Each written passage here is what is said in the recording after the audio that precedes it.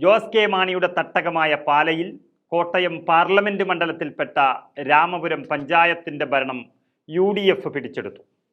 ലോക്സഭാ തെരഞ്ഞെടുപ്പ് അടുത്തെത്തി നിൽക്കുന്ന സമയത്ത് ജോസ് കെ മാണിക്ക് കിട്ടിയിരിക്കുന്നത് വൻ തിരിച്ചടിയാണ്. സിറ്റിംഗ് MPയെയും കൂട്ടി LDFിൽ ചേക്കേറിയ ജോസ് കെ മാണിക്കും കേരള കോൺഗ്രസിനും കിട്ടിയ തിരിച്ചടി UDFിനൊരു ശുഭവാർത്തയാണ് നൽകുന്നത്. അതായത് രാമപുരം പഞ്ചായത്ത് പ്രസിഡന്റ് തെരഞ്ഞെടുപ്പിൽ UDFിലെ ലിസമ്മ മത്തച്ചൻ തെരഞ്ഞെടുക്കപ്പെട്ടിരിക്കുന്നു. രണ്ട് മുന്നണിക്കും തുല്യ വോട്ടുകൾ ലഭിച്ചപ്പോൾ നറുക്കെടുപ്പിലൂടെയാണ് UDFിന് ഭരണസാരഥ്യം ലഭിച്ചത്. 3 അംഗങ്ങളുള്ള BJP കവിതാ മനോജിനെ സ്ഥാനാർത്ഥിയാക്കിയിരുന്നു. അവർ അവരുടെ 3 വോട്ടുകളും നേടുകയും ചെയ്തു.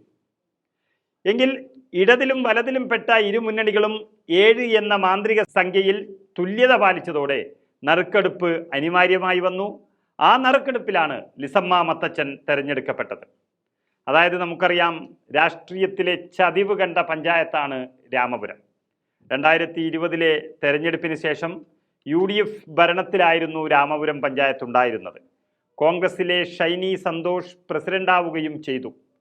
തുടർന്ന് UDFിലെ ധാരണ പ്രകാരം ആദ്യത്തെ 2.5 വർഷത്തിനു ശേഷം കോൺഗ്രസിൻ്റെ ഷൈനി സന്തോഷ് സ്ഥാനമൊഴിയുകയും ജോസഫ് ഗ്രൂപ്പിലെ ലിസമ്മ മത്തച്ചനെ പ്രസിഡന്റാക്കുവാൻ തീരുമാനിച്ചതിനെ തുടർന്ന് കോൺഗ്രസ് ആവശ്യപ്പെട്ടതിനെ തുടർന്നാണ് ഷൈനി സന്തോഷ് രാജിവെക്കുകയും ചെയ്തത്.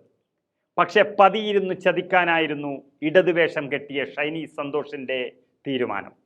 തുടർന്ന് നടന്ന പ്രസിഡന്റ് തെരഞ്ഞെടുപ്പിൽ നാടകീയമായി ഷൈനി സന്തോഷ് തന്നെ LDFിൻ്റെ പ്രസിഡന്റ് സ്ഥാനാർത്ഥിയായി രംഗത്ത് വരികയും ചെയ്തു.